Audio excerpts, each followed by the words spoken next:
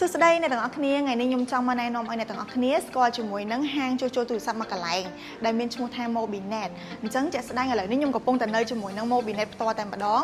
Mobinet គឺជាហាងជួសជុលទូរស័ព្ទ tablet ជាមួយនឹង smart watch ជាមួយនឹងប្រភេទកាសស្ដាប់និយាយរួមទៅប្រភេទគ្រឿងអេឡិចត្រូនិកអ្នកទាំងអស់គ្នាអញ្ចឹងបើសិនជាបងប្អូនទាំងអស់គ្នាមានបញ្ហាដូចជាខូចទូរស័ព្ទខូច smart watch ឬក៏ប្រភេទកាសអត់ខ្សែអីហ្នឹងអ្នកទាំងអស់គ្នាអាចមកជួសជុលនៅ Mobinet បានព្រោះដោយសារ Mobinet គឺមានជាមួយនឹងជាងជំនាញ spare part ប្រើសិតតែរបស់ SIN របស់ original តែម្ដងតោះអញ្ចឹងឥឡូវនេះអ្នកទាំងអស់គ្នាមកមើលខាងក្នុងវិញម្ដងតោះអ្នកទាំងអស់គ្នាឥឡូវនេះខ្ញុំចង់ឲ្យអ្នកទាំងអស់គ្នាមកមើលជាមួយនឹងថ្មនេះចាថ្មនេះគឺខាង Mobinet កំងមកផ្ទាល់តែម្ដងអញ្ចឹងសម្រាប់ថ្មនេះនៅខាងក្រៅគឺអត់មានទេហើយនេះគឺជាថ្មដែល SIN មានគុណភាពល្អមានការធានាត្រឹមត្រូវចេញពីខាង Mobinet ផ្ទាល់ហើយសម្រាប់បងដែលគាត់មកជួសជុលទូរស័ព្ទនៅទីនេះបើសិនជាបាត់វិក័យប័ត្រគឺបងទាំងអស់គ្នាកុំភ័យថាដាច់ធានាអីណាអ្នកនរគ្នាគឺអត់ទេអ្នកទាំងអស់គ្នាគ្រាន់តែប្រាប់ជាមួយនឹងលេខទូរស័ព្ទគឺខាង Mobinet នៅតែបន្តធានាជូនអ្នកទាំងអស់គ្នាអញ្ចឹងស្រួលខ្លាំងមែនតើអ្នកទាំងអស់គ្នាហើយបើសិនជានិយាយពីបច្ចេកទេសនៃការជួសជុលវិញគឺពួកគាត់ពិតជាមានជំនាញខ្លាំងមែនតើហើយអ្វីដែលសំខាន់គឺ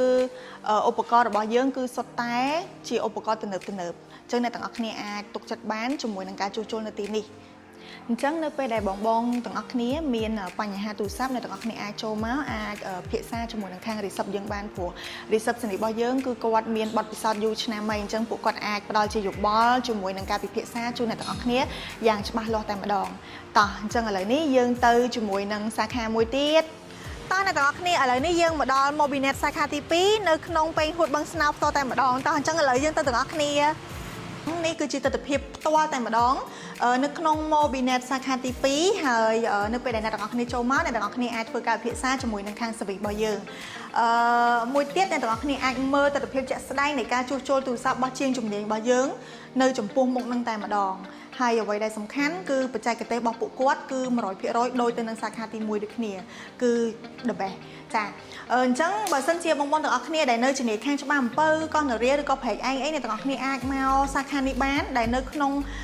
បូរីពេញហួតបឹងស្នោផ្ទាល់តែម្ដងនៅផ្លូវ cluster ហើយផ្ទះលេខ325អញ្ចឹងសម្រាប់បងប្អូនទាំងអស់គ្នាដែលមានចម្ងល់អីបន្ថែមអត់ទាន់ច្បាស់ត្រង់ណាចង់សួរអីអ្នកទាំងអស់គ្នាអាចឆាតទៅកាន់ page Mobinet ផ្ទាល់តែម្ដងเนาะអរគុណច្រើនអ្នកទាំងអស់គ្នាបាយបាយ